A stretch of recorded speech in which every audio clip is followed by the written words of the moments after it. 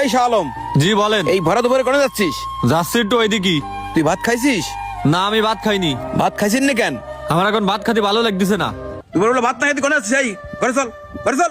না আমি এখন ঘরে যাবো না। এক সপ্তাহ পর তুই বিদেশ চলে যাবি। বিদেশ চলে যাওয়ার পর তো আর মা বাপের কাছে পাবি না। আর যে কদিন আসিস মা বাপের কাছে থাক।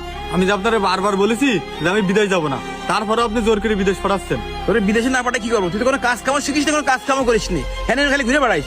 তাই তোর বিদেশে পাঠাচ্ছি। বিদেশ চলে যাওয়ার পরে তো আর বন্ধুকের সাথে আড্ডা দিতে পারবো না। তা আমি যে কদিন দেশে আছি সেই কদিন আমার একটু শান্তিতে ঘুরতে দাও, এত ভ্যাক ভ্যাক করি না। এই ফ্যাক ফ্যাক করতেছিস মানে? তুই কি বন্ধুর সাথে ঘুরতে যাচ্ছিস নাকি দক্ষিণ পাড়ার লতিফির মেয়ে সাদের সঙ্গে দেখা করতে যাচ্ছিস?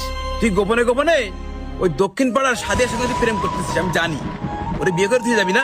আমি তোর বিদেশে যাওয়ার কথা বিয়ে করতে দেবো না। বিদেশ আসার পর তোর বিয়ে করাবো। পয়সা কামাই নিয়ে আয়, ঠিক আছে? আপনি তো সবকিছু জানেন, তাহলে সাথে আরে বিয়ে করে থুয়ে গেলি, আপনাকে সমস্যা কি? তুই বিয়ে করে ফিরে যাবি মানে? তুই বিদেশ থেকে কবে ফিরে আসবি না আসবি? নতুন দিন বসে থাকবে? বিদেশে যাওয়ার আগে বিয়ে করতে হয় না। তোরে না আমি কইছি অনুষ্ঠান করে বিয়ে দেবো। 2-3 বছর বিদেশ থেকে টাকা পয়সা কামাই করে নিয়ে আয়, তারপরে তোরে বিয়ে দেবানে। না না, আমি বিদেশ যাওয়ার আগে বিয়ে করে রেখে যাব। বিয়ে না করি আমি বিদেশ যাব না। অনেক কষ্ট করে তোর আমি 4-5 লাখ খরচ করে বিদেশে পাঠাচ্ছি। তুই বিদেশে যা, তোর ভবিষ্যৎ ভালো হবে। না আমি আগে বিয়ে করব। বিয়ে করার জন্য যেন পাগল হয়ে গেছে। বাড়ি চল।